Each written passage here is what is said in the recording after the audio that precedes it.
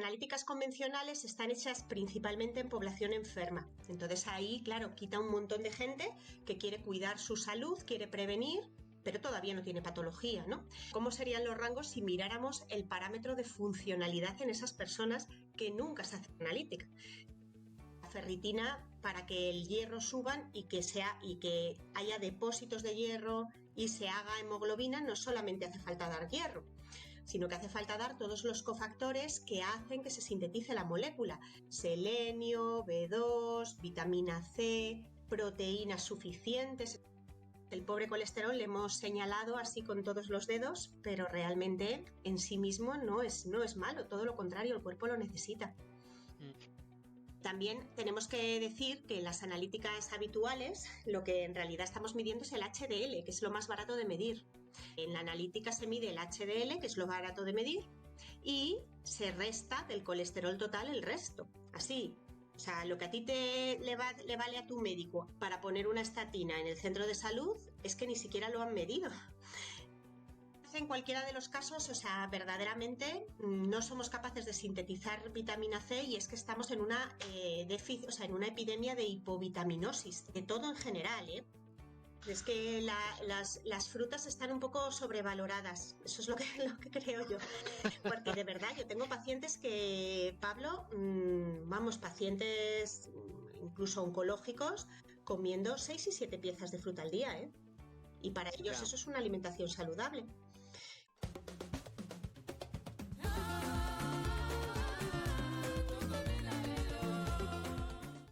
Esto es Conexión Sapiens. Yo soy Pablo y aquí encontrarás charlas con referentes de la salud, el bienestar y el desarrollo personal. Historias con un toque evolutivo. Bienvenido.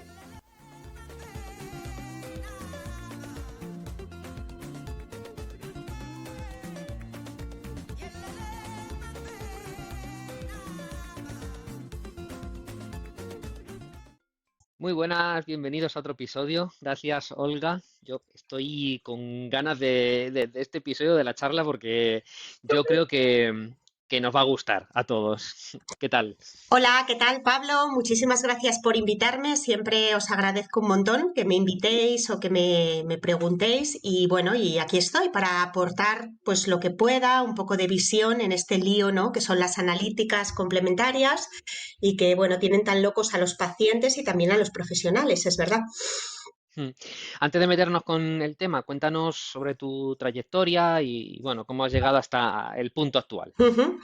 Bueno, yo soy médico de familia, me hice la carrera en la Complutense, luego hice la especialidad en Alcalá de Henares, en el hospital, y bueno, durante muchísimos años, 20 años de mi vida, he estado trabajando en centros de salud, primero de consulta de adultos, luego estuve mucho tiempo, como casi 10, 12 años en consulta solamente de pediatría.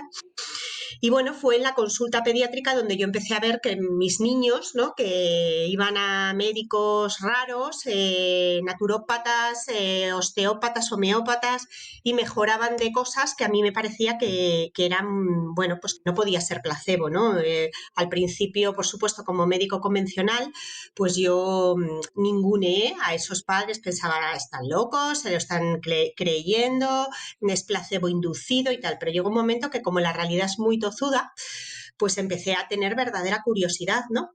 Y entonces, bueno, pues a raíz de ahí empecé a estudiar cursos de medicinas complementarias, acupuntura, homeopatía, luego me metí en nutrición, fitoterapia.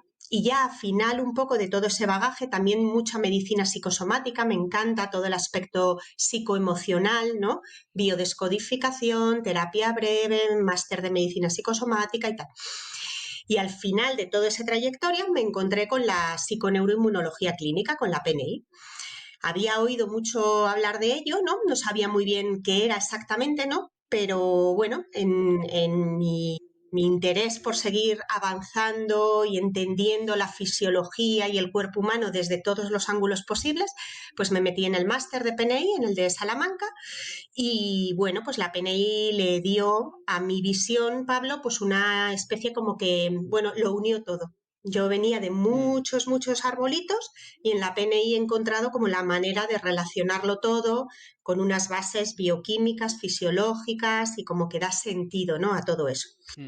Sí, que dijiste, anda, pues todo esto al final tiene una base. Claro. Ujú, Mm.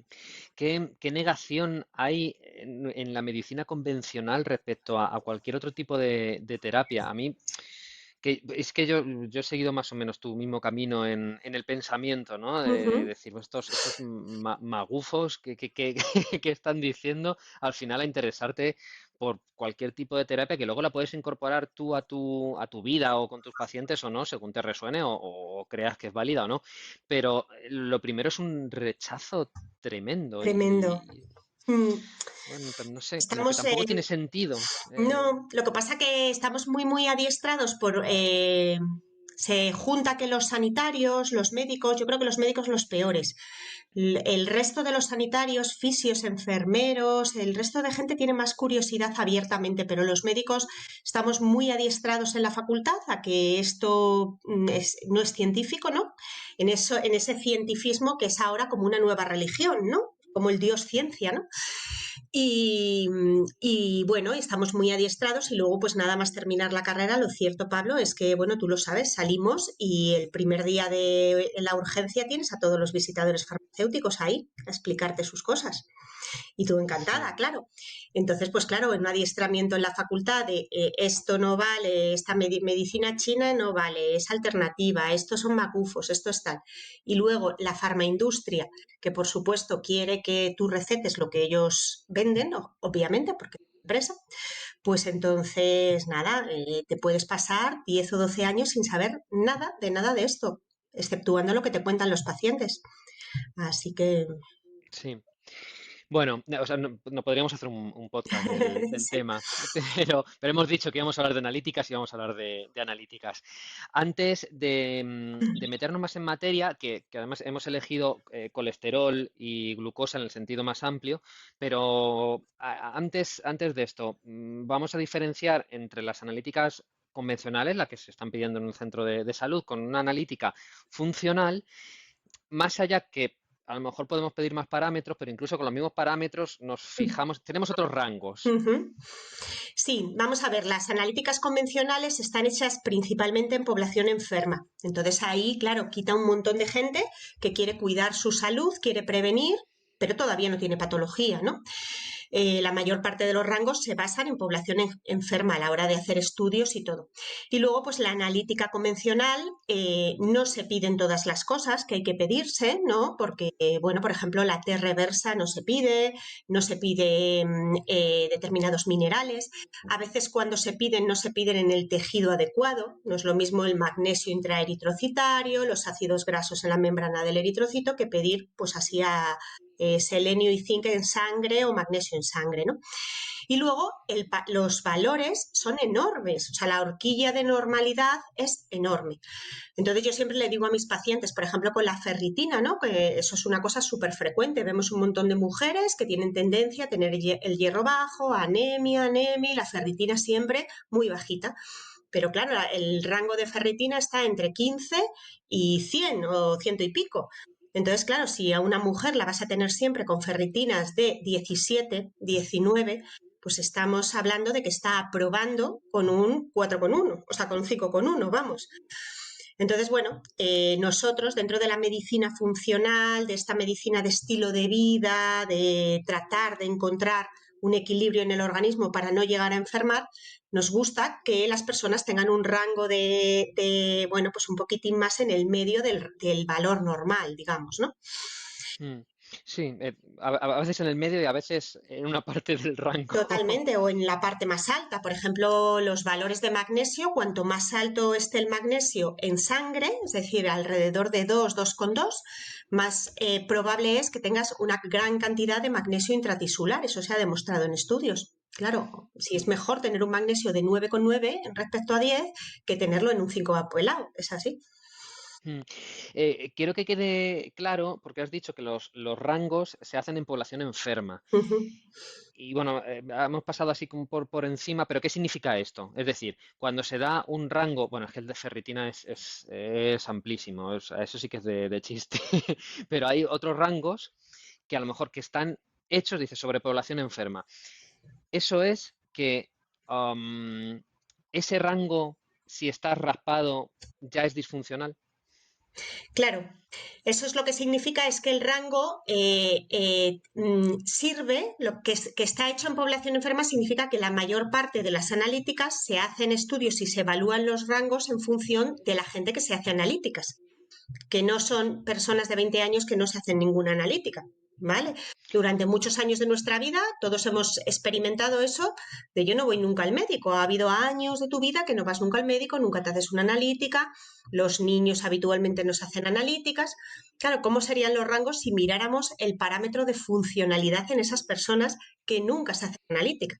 Es decir, ya el hecho de hacerte una analítica, es decir, implica que igual hay algo que estás sospechando dentro de tu cuerpo, ¿no? Aunque luego eso no se confirme.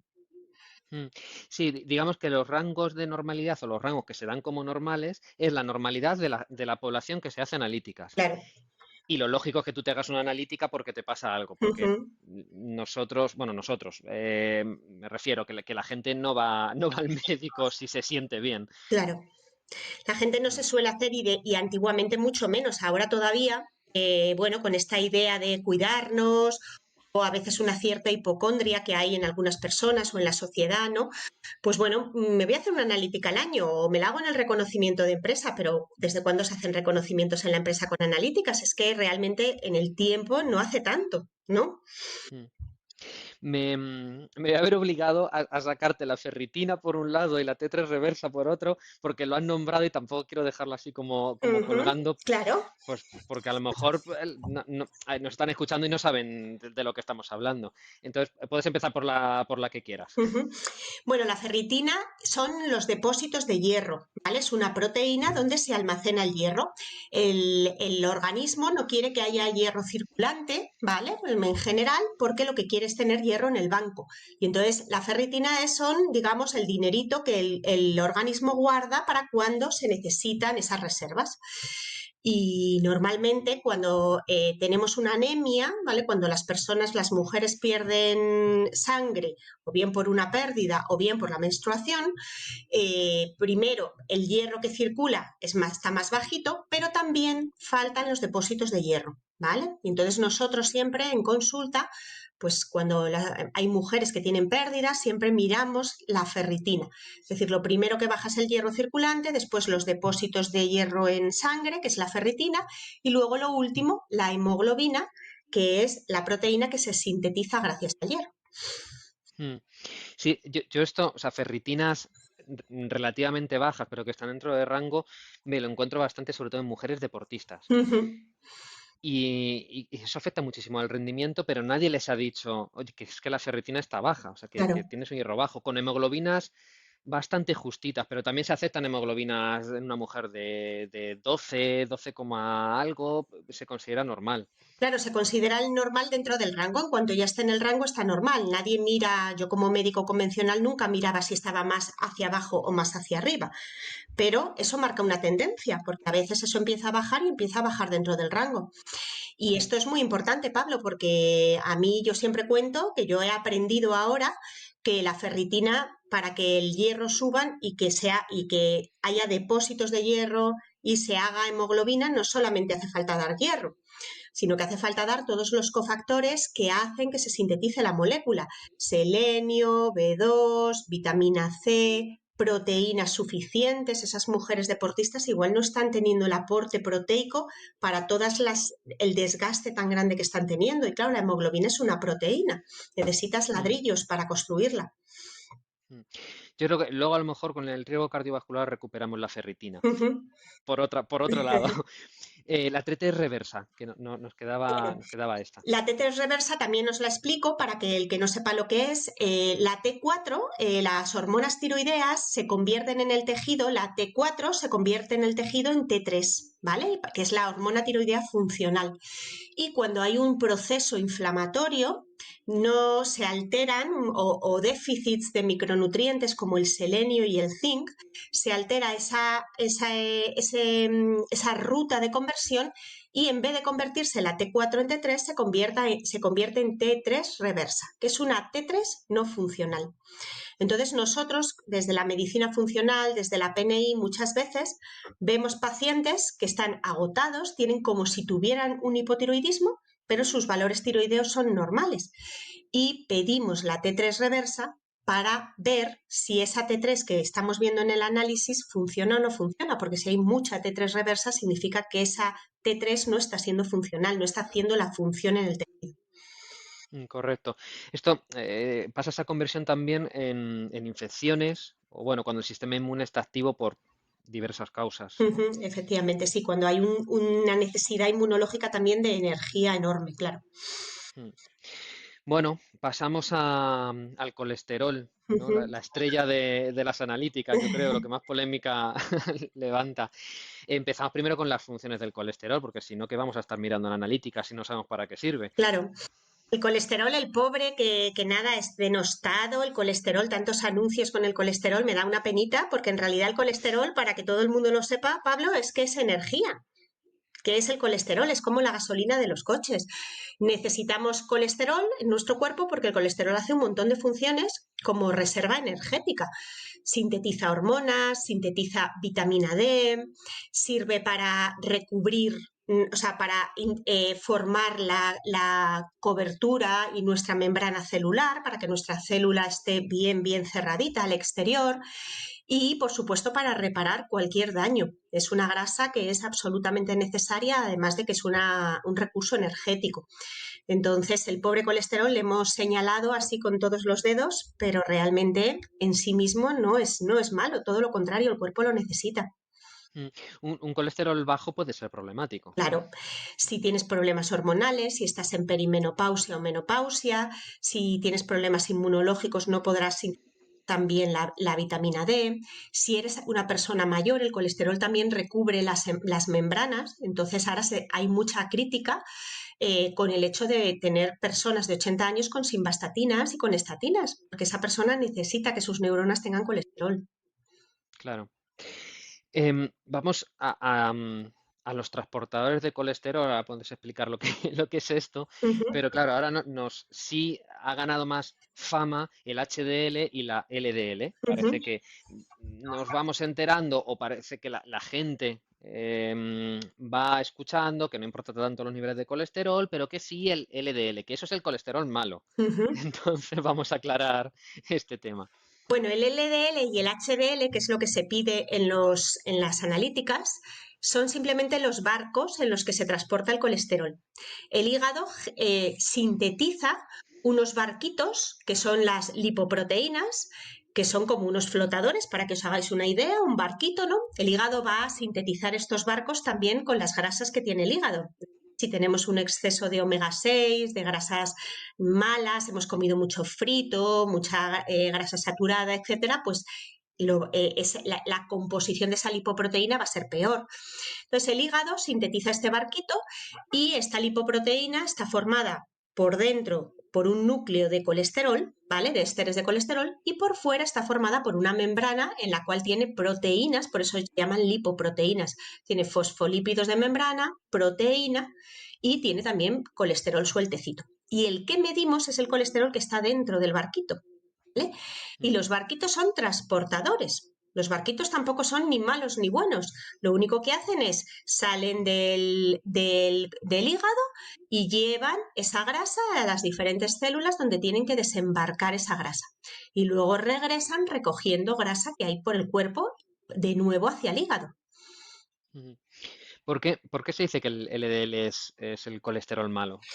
Bueno, el LDL en realidad ni es malo ni es bueno. Ambos dos son neutros, digamos, ¿no? ¿Qué ocurre? Que el LDL, cuando el hígado sintetiza estas lipoproteínas una vez que han descargado, sintetiza los kilomicrones, sintetiza el VLDL, el ILDL. Bueno, estas lipoproteínas descargan toda la grasa y el colesterol en las células y cuando la descargan se oxidan. ¿Vale? Y se van oxidando en diferentes lipoproteínas. El kilomicrón pasa al VLDL, este pasa al IDL y este pasa al LDL. Entonces, la molécula LDL es la más oxidada, digamos, el resultado final, ¿no?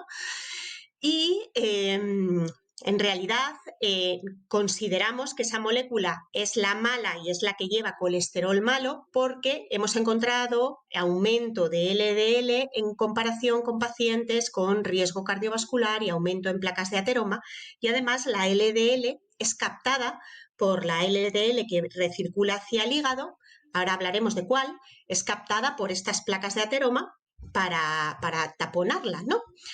Entonces, bueno, se pensó, como se piensa cuando hay una correlación, ¿no? Si yo tengo un accidente de tráfico y veo que cada vez que voy al accidente hay policía, puedo llegar a pensar la policía provoca accidentes de tráfico.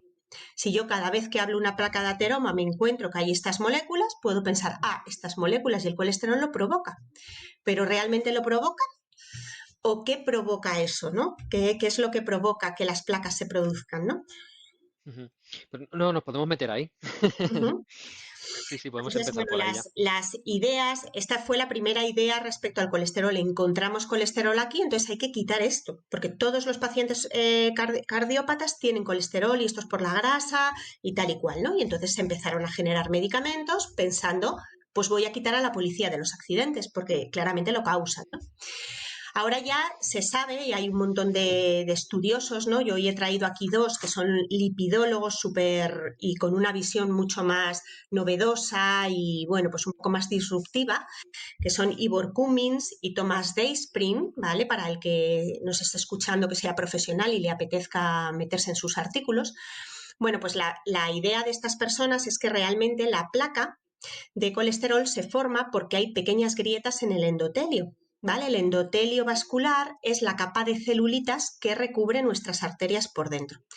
Y esta capa de celulitas, existen grietas en esta capa de celulitas y además estas células tienen unas proteínas también que cuando hay un ambiente muy oxidativo en el cuerpo, mucho estrés oxidativo y cuando hay un ambiente con muchísima azúcar, ¿vale? Hay un ambiente de hiperglucemia y de mucho azúcar circulando, esta capita se glica, se carameliza, como la cebolla cuando le echas azúcar, se carameliza.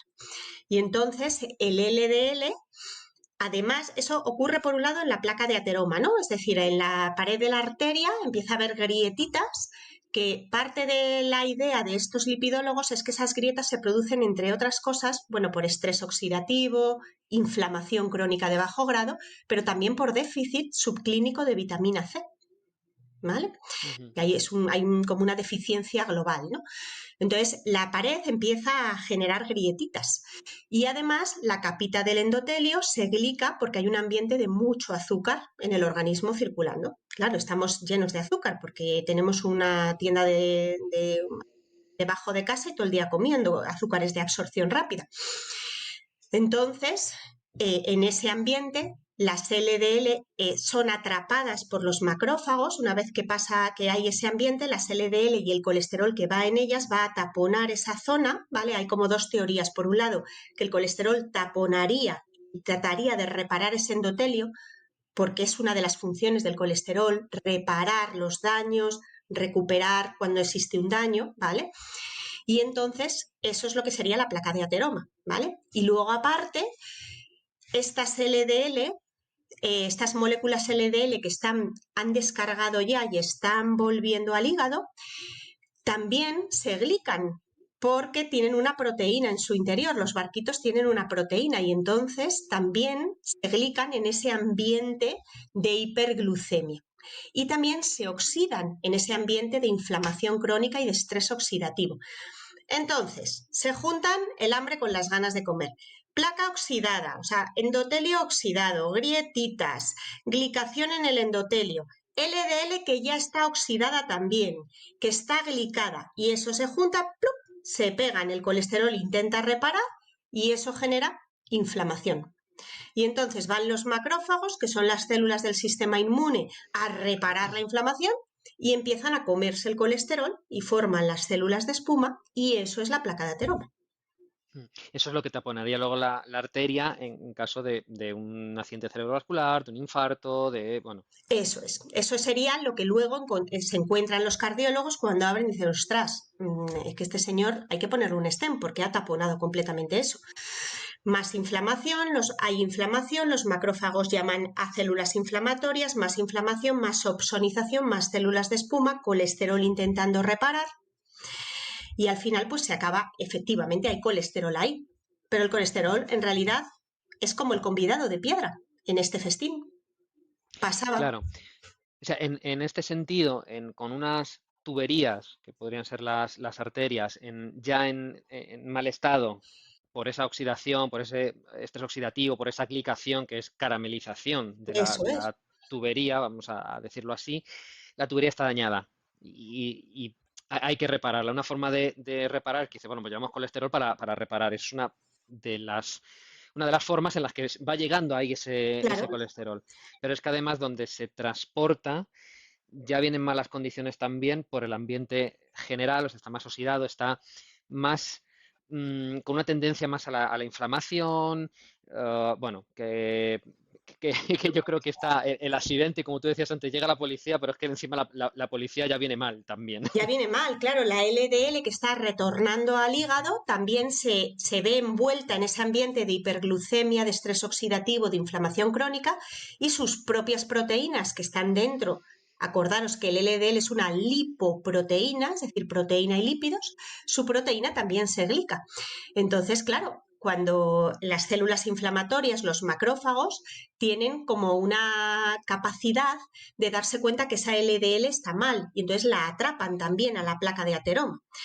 O sea que tenemos ahí que ambas dos Mm, cosas, ¿no? Y luego también se da el hecho de que esta LDL que está volviendo al hígado oxidada o glicada no es reconocida por el hígado. Claro, el hígado reconoce una LDL sana y la recicla, pero el hígado no reconoce una LDL que está alterada por todo este contexto oxidativo y entonces no la recicla, con lo cual recirculan muchísimo más. ujú. Entonces, todo este ambiente, desde luego, se puede ir formando por inflamación de bajo grado, que puede ser por alimentación, puede ser por el estilo de vida, puede ser por estrés, por estrés de la vida. Claro. Ese cóctel es el que va generando que el ambiente no sea el más adecuado tanto para las paredes de las arterias como para las proteínas de la lipoproteína del barquito, de la policía, bueno, la Uh-huh. metáfora que queramos utilizar. Y ahora, en una situación de salud o previo a cronificar esta parte de inflamación generalizada, ¿en qué momentos podría subir el colesterol o podrían subir las LDL, pero con un contexto saludable? Es decir, es necesario fisiológicamente que suba el colesterol y es necesario que tengamos más LDL, incluso por Uh-huh. encima de lo que sería aceptado en analíticas. Uh-huh. Bueno, el colesterol y las LDL pueden subir en un contexto de inflamación normal, aguda. Te han hecho una cirugía, estás reparando, te has hecho un daño, has tenido un esguince. Claro, en cualquier proceso inflamatorio es lógico que haya un aporte de grasas circulantes. También hay muchísima alarma con otro contexto que nosotros vemos mucho en consulta, Pablo, no sé si te pasa a ti, que es la dieta cetogénica. La dieta cetogénica que es tan beneficiosa para tantas cosas, metabólicamente hablando, ¿no? La dieta cetogénica no solo es quito el azúcar, sino que además es que genera un contexto metabólico que favorece pues la autofagia, que descansa el digestivo, que es una cosa ancestral, ¿no? Entonces, estos pacientes a veces tienen elevación de colesterol y LDL porque, claro, como ellos están utilizando la grasa como energía, el colesterol circula más, lógicamente, porque para cualquier actividad van a necesitar grasa y cuerpos cetónicos. Y sería un contexto saludable. Yo he visto muchos pacientes alarmados porque en pleno ciclo de cetosis, que están haciendo unos cuantos al año, se hacen una analítica y bueno, el drama, ya por el colesterol. No, hombre, entonces, esos contextos en el estrés también, el estrés demanda mucha reparación, porque hay mucha reparación de membranas, en procesos hormonales también podría estar alto el colesterol, no pasaría nada. Mm. Sí, o sea, en situaciones temporales de estrés sería beneficioso. Cuando se cronifica el estrés es cuando empiezas a tener una situación en la que no solo vas a liberar colesterol, también vas a liberar glucosa. Entonces entramos en un perfil metabólico que está condicionado por el estrés, más que quizá por la comida, por cómo te alimentes, pero claro, es que no estamos preparados para estar 5 años sometidos en un estrés que debería haber durado una semana. Claro. Mm. Y, y se me ha... Ah, sí, otra situación que te pregunto.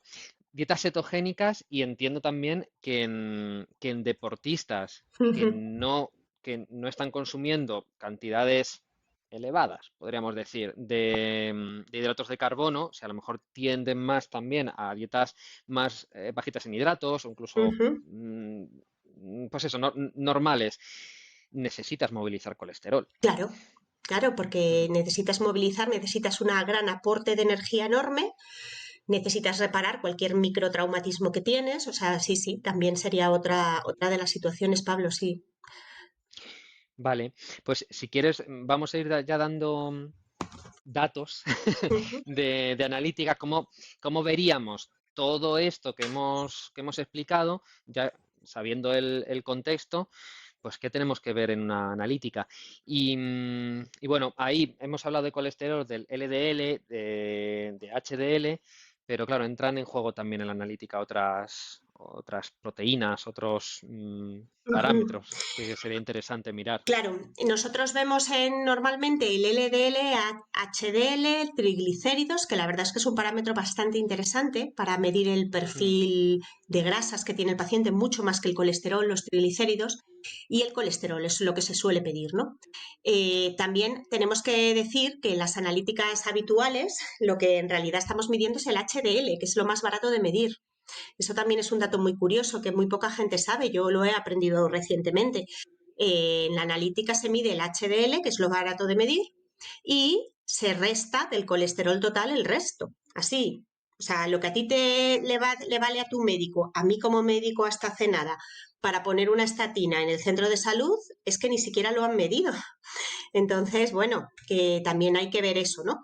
Entonces, eso es muy aproximado realmente. Y Sí, te voy a cortar aquí, perdona, porque me parece súper importante. El LDL se calcula, eso es, no se mide.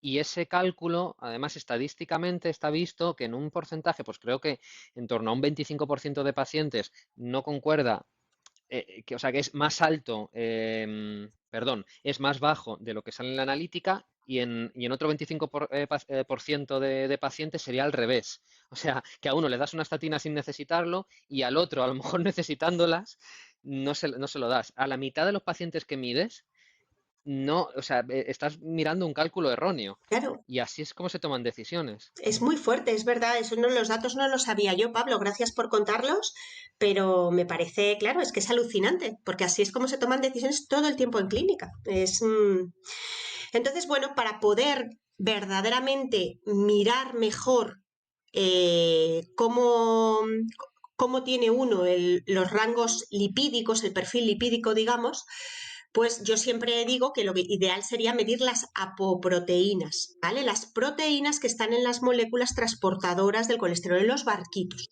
En vez de medir el colesterol que lleva el barquito, medir cuántos las proteínas específicas de esos barquitos que se puede medir, la ApoB y la ApoA, ¿vale? Y así podríamos medir el número de moléculas que tenemos. Estamos realmente ahí midiendo los transportadores. Y luego, pues haciendo unos rangos, ApoB, ApoA, también el rango triglicéridos HDL, colesterol HDL, es decir, esos rangos son mucho más cercanos a la realidad clínica del paciente y nos permiten en muchos casos frenar un poco en determinados contextos el deseo de medicar a pacientes incluso muy jóvenes o muy saludables. Mm. Hablamos de ApoA, ApoB, que la ApoB sería la que está unida a los LDL, o Eso sea, es. ahí sí que sí, Uh-huh. cada LDL lleva una molécula de ApoB. ApoA es del HDL, El ¿verdad? HDL, efectivamente. Uh-huh. Y luego está la LPA, Uh-huh. que no, que no la podemos confundir con la ApoA. Uh-huh. La LPA, que eso también es que genera mucho, mucho lío en los pacientes, pues no saben si es ApoA, LPA. Bueno, la lipoproteína es una LDL, para que os hagáis la idea, la LDL lleva una proteína en su membranita que es la ApoB, ¿vale? Bueno, pues la LPA es una LDL con ApoB, a la cual además en esta molécula de lipoproteína A hay una ApoA añadida, ¿vale? Entonces eso como un megacamión de la basura recolector de colesterol. Tiene una parte muy genética, la LPA, porque esta ApoA que se le une es como si fuera un vagón, como si fueran unos cochecitos, y entonces el que esa ApoA sea más larga o sea más cortita depende mucho de tu genética, ¿vale? Ujú. Y la lipoproteína A también, volviendo un poco como a la idea de normalizar la fisiología y de normalizarlo todo, tiene su sentido, Pablo, porque la lipoproteína A es una reparadora de esas grietas que hablábamos en el endotelio, que la tubería está mal. Pues esas grietitas, la LPA va a repararlas. Hace una labor como si fuera de coagulación, se parece mucho al fibrinógeno, va a reparar esas grietitas. Y entonces, claro, cuando la tubería está muy, muy, muy mal, pues lógicamente, si yo tengo las tuberías fatal en mi casa, pues me voy a encontrar con que todos los días tengo obreros en mi casa. Entonces tú podrías concluir, la culpa de que en tu casa pasen cosas son los obreros. No, pero es que la LPA es el obrero que va a reparar. Esta hace un poco el papel. De hecho, ancestralmente hay una teoría evolutiva que dice que la LPA aparece para sustituir un poco la vitamina C, porque tenemos mucho déficit de vitamina C y nosotros, los humanos, no podemos sintetizarla. Entonces, bueno, va a reparar esas grietitas y recoge colesterol para reparar en esas grietitas. Pero la LPA, lo que hasta donde yo sé, dicen, es muy difícil bajarla. O sea, esta sí que sí, tiene bastante carga genética y se hace bastante difícil. Bueno, hay estudios con vitamina B3, pero bueno, en principio a lo mejor tendríamos que mirar hacia parámetros, ¿no? Que sí se deberían bajar. Pero claro, con lo que tú me estás contando ahora, si es que está, o sea, sube, o sea, aumenta al intentar reparar Uh -huh. el endotelio, ese interior de las arterias, entonces sí que de alguna forma se podría modular, ¿no? Claro, la LPA tiene un componente muy genético que efectivamente es difícil de bajar, pero la idea siempre que, bueno, llegaremos a la conclusión al final, ¿no, Pablo? De que en realidad lo que nosotros tenemos que trabajar siempre es con el contexto de oxidación, de hiperinsulinemia, de hiperglucemia, con el contexto inflamatorio, porque si no hay grietitas para reparar, pues ¿qué más nos da? O sea, si es que es la única manera es que la LAPA haga su trabajo si lo tiene que hacer y no tenga que reparar todo el tiempo daño vascular, ¿no? Ujú. ¿Qué otros parámetros estaría bien mirar cuando estamos mirando riesgo cardiovascular? Bueno, pues está muy bien mirar todos los parámetros de inflamación. Claro, el riesgo cardiovascular está muy, muy asociado a la inflamación crónica. Bueno, la inflamación crónica de bajo grado está asociada a todas las patologías degenerativas y las grandes patologías de nuestro mundo, ¿no? El cáncer, las degenerativas, las autoinmunes y, por supuesto, todo el síndrome metabólico, síndrome X, ¿no? Entonces, miraríamos parámetros de inflamación. La homocisteína es un parámetro a medir mucho cuando estamos sospechando un riesgo cardiovascular y ver cómo tiene la homocisteína en los pacientes. La velocidad de sedimentación globular, el fibrinógeno. Mediríamos también la PCR, ¿vale? Que es una proteína que se eleva con inflamación, y hay una PCR ultrasensible que es muy específica de riesgo cardiovascular. Entonces, estos parámetros deberían entrar en toda analítica cuando vemos, antes de decidir poner una estatina o no. Tendríamos que ver cómo tiene ese paciente sus parámetros inflamatorios, etc. No sé si te atreves a dar cifras. Uh -huh. Evidentemente esto es sin tener el paciente delante, así que todo lo que se pueda decir, bueno, pues es para teorizar. Pero, pues no lo sé. En contextos que decíamos antes, paciente saludable que a lo mejor está haciendo una dieta cetogénica Uh -huh. o niveles de deporte elevados, estrés puntual, ¿no? Bueno, en fin, que en principio no se sospecharía, no hay inflamación, es decir, homocisteína baja, la PCR baja, Uh -huh. incluso triglicéridos bajos, venga, vamos a ir metiendo parámetros. te aparece un colesterol, y lo digo exagerado, de 300 o 350 y ¿qué haces? ¿Te echas las manos a la cabeza? Ujú. Bueno, pues en principio valoraría inicialmente si está pudiendo ocurrir algo en el momento actual para que ese colesterol está normalmente alto. Está haciendo dieta cetogénica, está haciendo mucho deporte, está en un contexto de mucho estrés, ¿no? Y bueno, Pablo, claro, a todo esto el colesterol siempre dentro de unos, es como un boleto más dentro del riesgo cardiovascular. El riesgo cardiovascular, incluso en medicina, pues está formado por resistencia a la insulina y azúcar alto, obesidad, sobrepeso, sedentarismo, colesterol alto, antecedentes personales de infartos o familiares. Si nada de eso se da. Y además, incluso a nivel analítico, yo veo que el paciente tiene, vamos, sus análisis son compatibles con estado bueno de salud y en la historia clínica también, es decir, tú haces una buena historia a ese paciente, pues es que no haría nada, le seguiría. Me parece que, bueno, pues igual necesita esa cantidad de grasas, haría un seguimiento. Si es un paciente joven, deportista, que está cuidándose bien, pues hombre, claro, ¿cuándo bajar el colesterol? ¿No? Cabe la duda, ¿no? ¿Para qué puede ser necesario bajar el colesterol? Porque este paciente se va a hacer un reconocimiento médico y entonces puede ser que le pongan mala cara, porque va a probar unas suposiciones. ¿Para qué va a querer este paciente bajar el colesterol? En ese caso, que el paciente quiera bajar el colesterol por alguna razón concreta, puntual, pues siempre se puede hacer algo de más natural que una estatina, ¿no?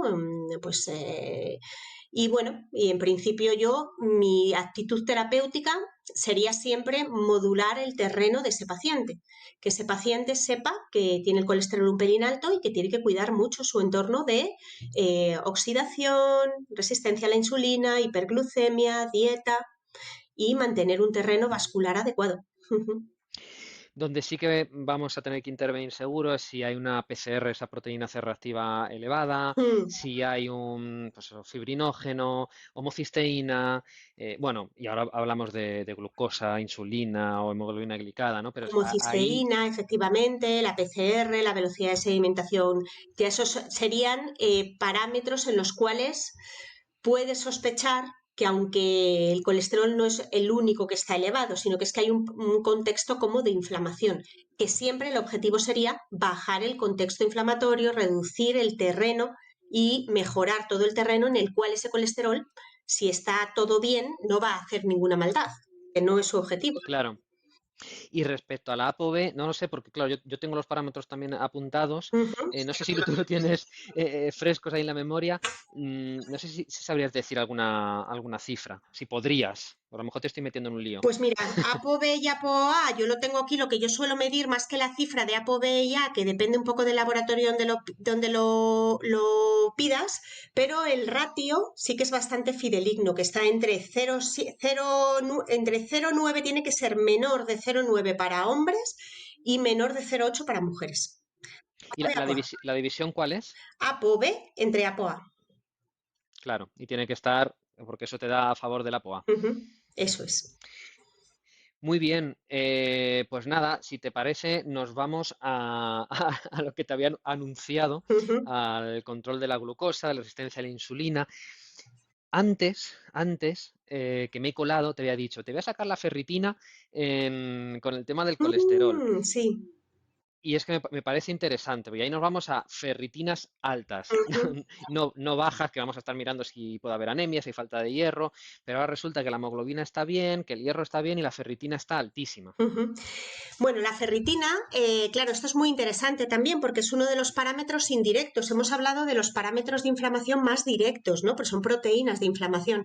Pero luego hay otros parámetros que nos hacen sospechar que hay una inflamación, entre ellos, por ejemplo, la ferritina. O incluso déficit de vitamina A, déficit de vitamina D también nos haría sospechar una inflamación porque el contexto inflamatorio consume muchísima vitamina D y vitamina A. De hecho, hay como algunos estudios que recomiendan administrar el doble de dosis de vitamina D a pacientes, por ejemplo, con sobrepeso. ¿vale? O pacientes posquirúrgicos, porque hay un contexto inflamatorio muy interesante. Entonces, la ferritina es otro de esos parámetros que se eleva cuando hay inflamación crónica, porque el organismo, el hierro es muy, muy oxidativo, ¿vale? Que haya hierro circulante aumenta el estado oxidativo. Y además, si hay patógenos, si estamos ante una infección, un cuadro infeccioso agudo o una infección subclínica, una endotoxemia, de estas que la microbiota está mal, hay permeabilidad intestinal, se filtran bichitos por la boca y entonces hay un cuadro de endotoxemia, el hierro es utilizado por esos patógenos o ese cuadro se oxida y es utilizado por los patógenos para su propio crecimiento. Entonces, en contextos de inflamación crónica, el cuerpo estimula un mecanismo a través de la hepcidina, que es otra proteína, para guardar todo el hierro que circula dentro de la ferritina. Así que nos encontramos pacientes que a veces tienen ferritinas muy elevadas y tenemos que sospechar que estas ferritinas elevadas se producen por un contexto inflamatorio, es decir, que es que el organismo está utilizando ese mecanismo para no dejar hierro circulante, ¿vale? O sea que eso entonces también sería otro de los parámetros indirectos a medir. ¿Podría subir la ferritina en un contexto de inflamación estéril? Es decir, una inflamación sin bicho. Una inflamación sin bicho te refieres a una inflamación sin bicho aparente, ¿no? También es verdad, sí. Porque inflamación estéril es un contexto, hombre, la inflamación estéril pura y dura, que sería un traumatismo, ¿no, Pablo? Sí, o bueno, o que se empiezan a detectar patrones de daño. De daño. Claro, que, claro, si hay permeabilidad intestinal, ya estamos hablando de inflamación, que sí que hay bicho, vamos a decir, pero sí que hay bacterias que están ahí en la barrera. Si hay daño en las arterias por oxidación, pues ahí tenemos la inflamación es más para reparar, pero bueno, como que el contexto empieza a ser Sí, pues en más ese caso inflamatorio. igualmente, vamos, creo que por este mismo mecanismo igualmente, porque sería un contexto oxidativo donde hay pequeñas grietas vasculares y donde se está tratando, el cuerpo está tratando de reparar, ¿no? De hacer esa inflamación para reparar. El sistema inmune no tiene suficiente energía para orquestar una inflamación aguda dramática, pero constantemente está recibiendo inputs de que hay inflamaciones por el cuerpo, citoquinas aquí, citoquinas allá, ¿vale? Y en ese contexto también el cuerpo haría todo lo posible porque el hierro no se oxidara, entonces aumentaría la ferritina. Claro. Bueno, pues vamos con la glucosa y resistencia a la insulina. Y bueno, ¿qué tenemos que mirar? ¿Qué parámetros vemos? Y yo creo que ya nos vamos haciendo la idea de por qué es tan importante, incluso más que el colesterol, Mucho más, sí. mirar glucemias, insulina. A ver, normalmente en los análisis habituales se pide la glucosa basal, ¿no? Y se pide la hemoglobina glicosilada. La hemoglobina glicosilada es una hemoglobina que está caramelizada, ¿vale? Y unida a glucosa. Y entonces nos da un parámetro mucho más fideligno de cómo han estado los valores de glucemia en los 3 últimos meses, ¿vale? Es bastante valioso ese parámetro. Pero habitualmente nunca se piden ni la insulina, ni la resistencia a la insulina, ni la leptina, ni otras hormonas. Y desde este punto de vista de análisis funcionales y desde nuestro punto de vista de la PNI, de la psiconeuroendocrinología, cómo funcionan las hormonas que regulan la glucosa es importantísimo, porque ante unas mismas glucemias basales, de una glucemia basal de 90, un paciente puede estar utilizando mucha menos insulina para mantener esa glucemia y otro paciente mucho más. Entonces, cuanto yo más insulina estoy lanzando para manejar ese pulso de glucemia, para mantenerlo estable, más estoy desgastando mi páncreas. Más sufre mi páncreas, más probable es que haya una una resistencia a la insulina precoz. Ahí, o sea, lo que nos interesa ver es lo que se llama el índice OMA-IR de resistencia a la insulina, que antes, o sea, decíamos en el colesterol que hacías el ratio ApoB, ApoA, aquí sería el OMA-IR es al final un ratio entre la glucosa y la insulina que necesitas para sostener esa Eso glucosa. es. Es una fórmula, el OMA, el índice de resistencia a la insulina es una fórmula en la cual lo que la fórmula quiere decir, que bueno, la tenéis en internet, tiene como, no me la sé de memoria porque es una fórmula matemática con varias Sí. cosas, pero es una fórmula en la cual lo que nos dice efectivamente Pablo es lo que tú acabas de decir, cuánta insulina yo necesito para mantener mis niveles de glucosa basales en sangre, ¿no? Porque todos sabemos que el azúcar en sangre pues no es beneficioso, carameliza todo, estropea las arterias, estropea el endotelio, bueno, eso es en realidad, esa es una diabetes, ¿no? La diabetes genera un montón de patología porque el azúcar en la sangre glica todo lo que toca. Antes hemos hablado de la glicación de la lipoproteína, de la glicación del endotelio, y ese azúcar va glicando todo.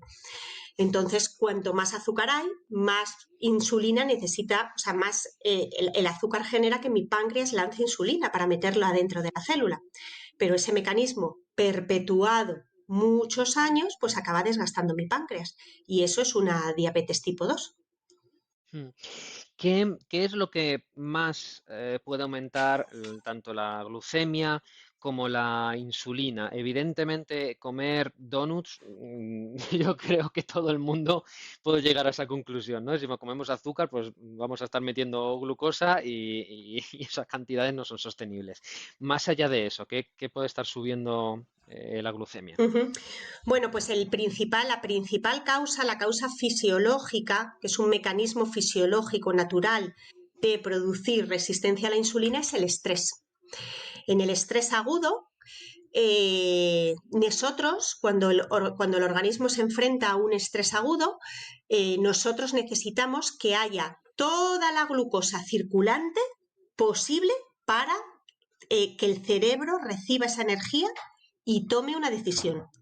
Toda la glucosa circulante que haya. Entonces, para eso se produce la resistencia a la insulina en el hígado para que el hígado siga lanzando glucosa a la circulación. Esa glucosa es energía y nosotros estamos ante una situación de que necesitamos toda la energía. El cerebro necesita energías para tomar esa decisión.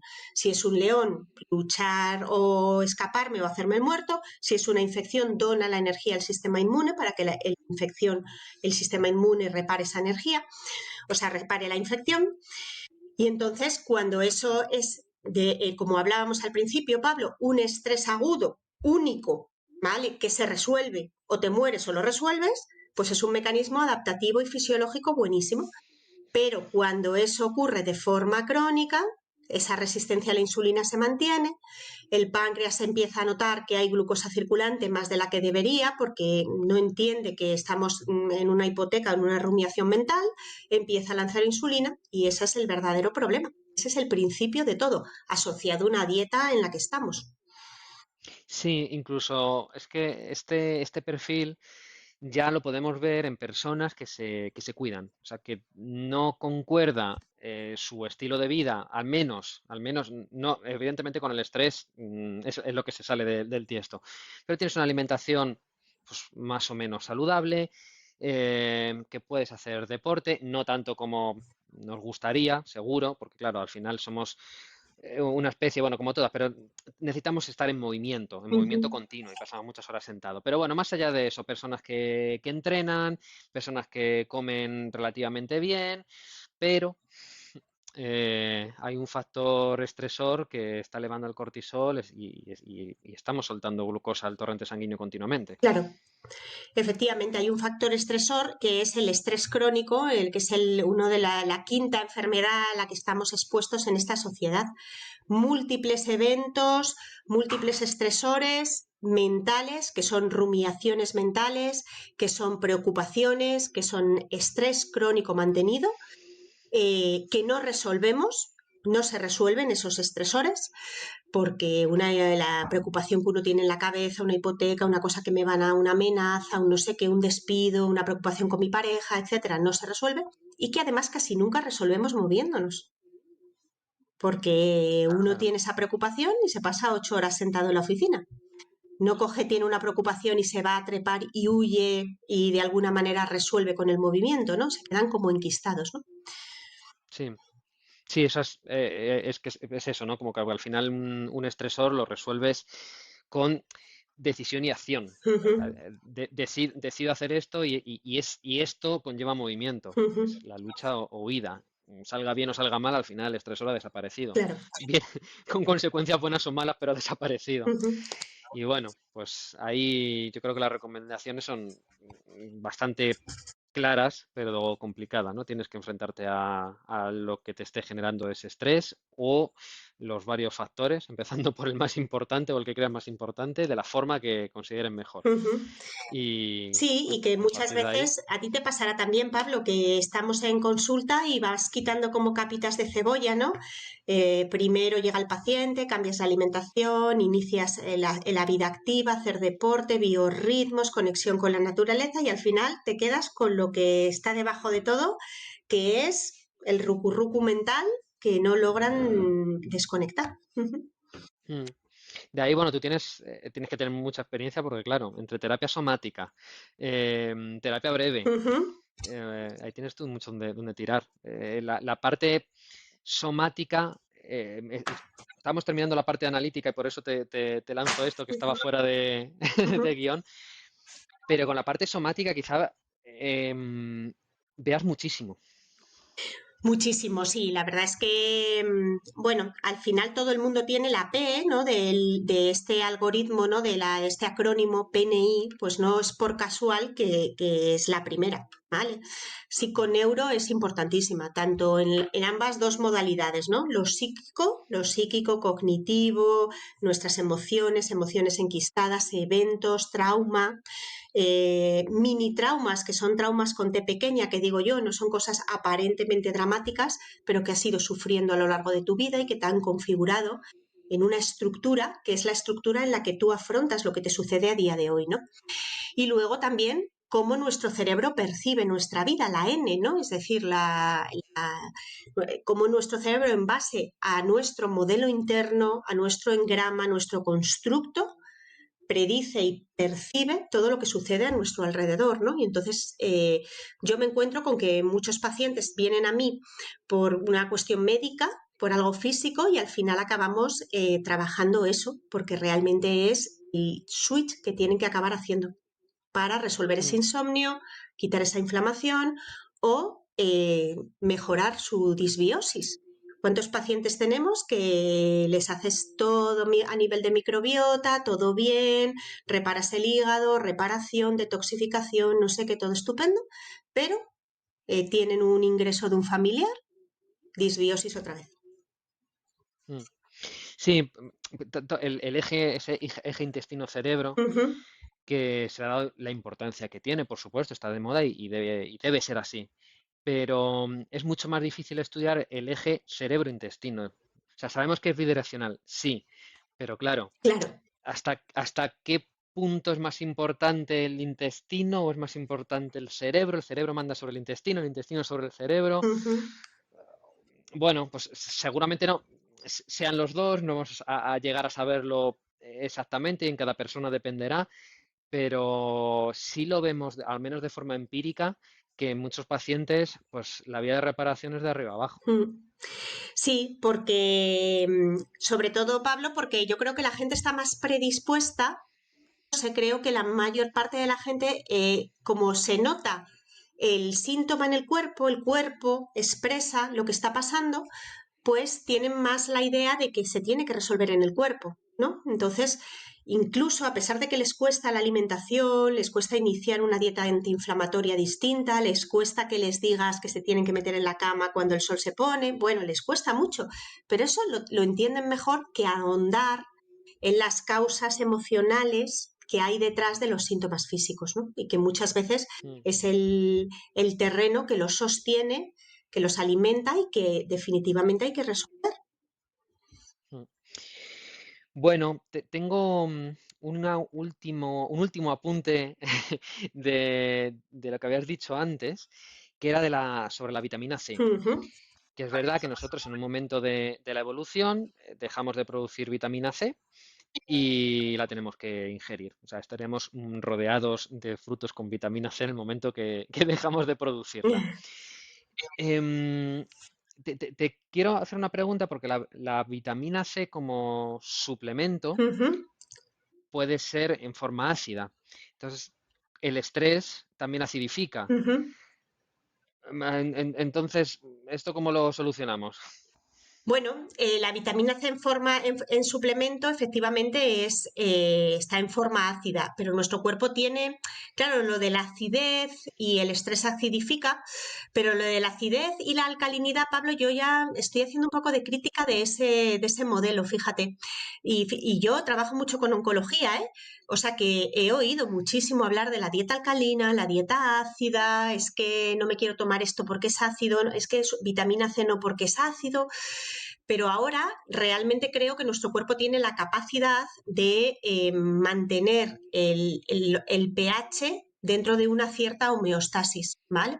Entonces, bueno, una cosa es la acidez que ocurre dentro de la célula y otra cosa es el medio ese extracelular, ¿vale? Pero nosotros cuando damos vitamina C lo que queremos es que vaya adentro de la célula, a generar y a ser como cofactor de tantas rutas bioquímicas, el ciclo de Krebs, todas las rutas de la metilación, las rutas hepáticas.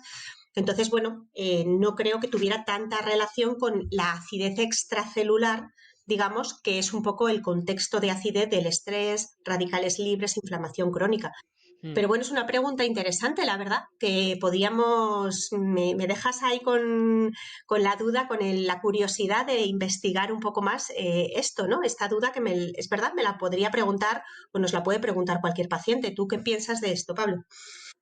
Yo lo que decía, la dieta alcalina nunca lo he entendido. Tampoco, también es verdad que tampoco es que haya profundizado, pero digo, bueno, una dieta alcalina, pero si al final nosotros tenemos un pH ácido en el estómago, o sea, es decir, hacerla por la vía digestiva, alcalinizar, lo veo entre difícil y incluso si lo haces es contraproducente, porque estamos criticando tomar omeprazol como si fueran caramelos y por otro lado vamos a alcalinizar con la dieta. No sé, como que no lo entiendo, Ujú, no consigo ese engranaje, no lo veo. Con lo de la vitamina C, pues incluso, pues no lo sé, si puede tener un poco más de sentido, también por el tema renal, el tema de ascorbatos, ujú.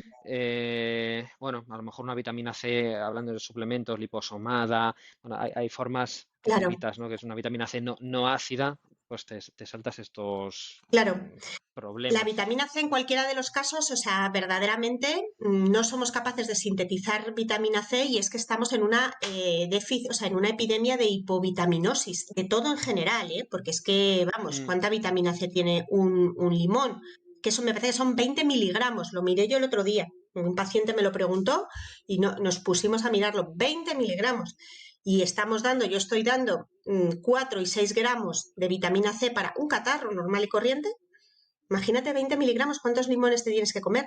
Eso suponiendo que el limón lo tenga, porque si el limón es de un sitio donde, bueno, no está cultivado adecuadamente o depende del cultivo, imagino que habrá diferentes dosis. Entonces, creo que es un suplemento que de una u otra manera siempre, como dices tú, en formas de éster C, que son formas en moléculas liposomadas, de forma liposomada, es muy, muy interesante, tiene múltiples campos de acción, la vitamina C, y desde luego en esto que hemos estado hablando hoy del endotelio y de la reparación endotelial, me parece muy, muy interesante ese suplemento, sí, sí. Como mantenimiento, ¿en qué dosis estaríamos hablando? Pues como mantenimiento para una persona que no tiene, pues a lo mejor un gramo, entre 1 y 3 gramos, pongo yo. Mm. Entre suplementos, bueno, y es que alimentos también es bastante más complicado. Luego la vitamina C, si no me equivoco, compite el receptor con la glucosa. Sí, O no, o con la con la fructosa, fructosa, fructosa. sí, sí, sí. Entonces, claro, luego con las cantidades ingentes de fructosa que consumimos, Claro, es que pues eso. las frutas están un poco sobrevaloradas, eso es lo que, lo que creo yo. Porque de verdad, yo tengo pacientes que, Pablo, vamos, pacientes incluso oncológicos, comiendo 6 y 7 piezas de fruta al día, ¿eh? Y para ellos Ya, eso es una alimentación saludable. Y fíjate la bueno, fructosa, que bueno, va directo a la sangre, que es la primera causa de elevación de ácido úrico, de ácido graso, o sea, de hígado graso, perdón. Ujú. bueno, el kiwi tiene mucha vitamina C. Es verdad.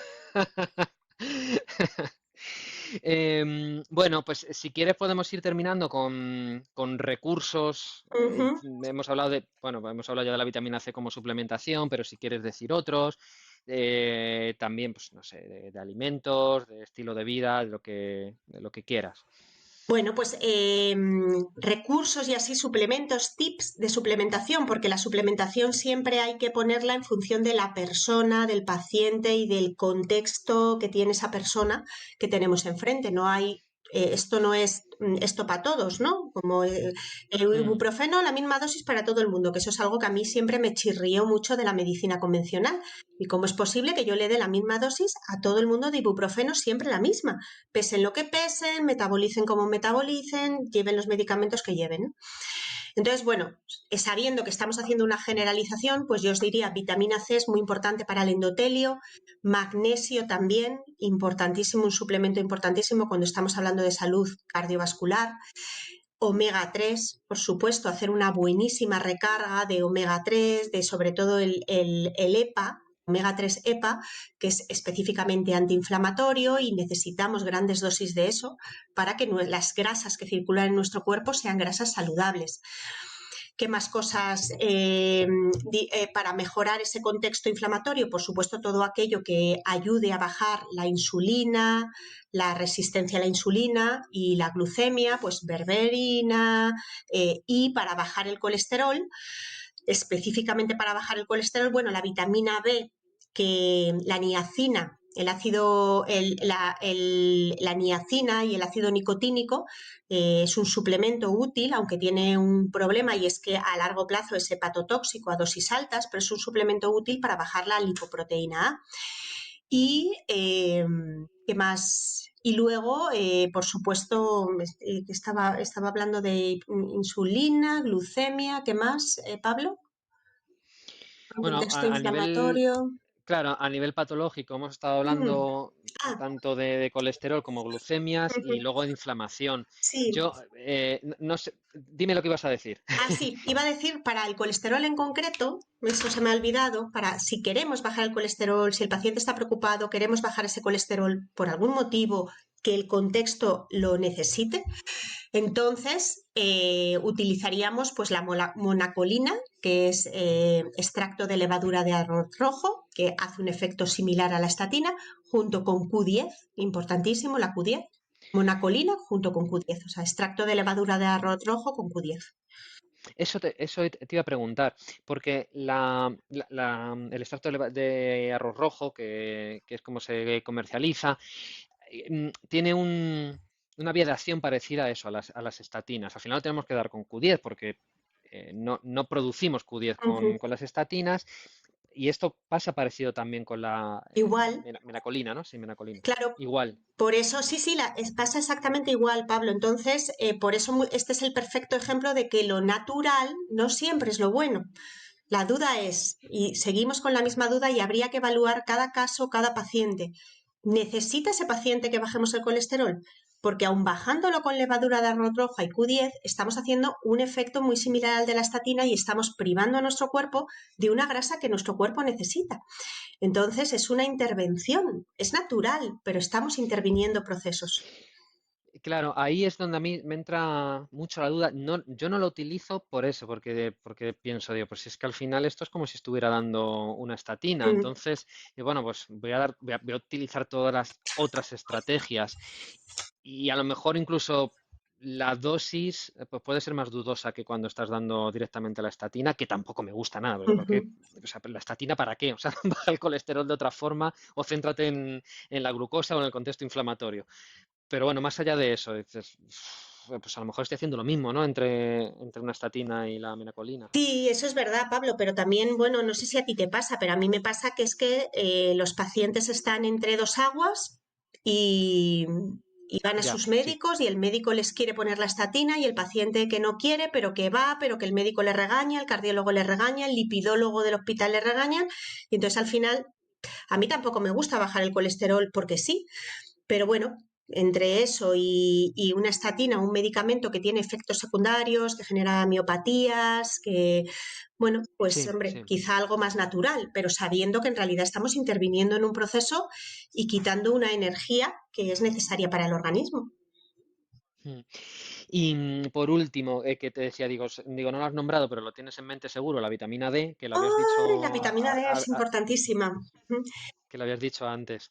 Es interesantísima la vitamina D y cómo la inflamación crónica, los procesos de inflamación, ahora que estamos todos tan deficitarios de vitamina D, y la gente te dice, pero ¿cómo es posible, Olga? Pero si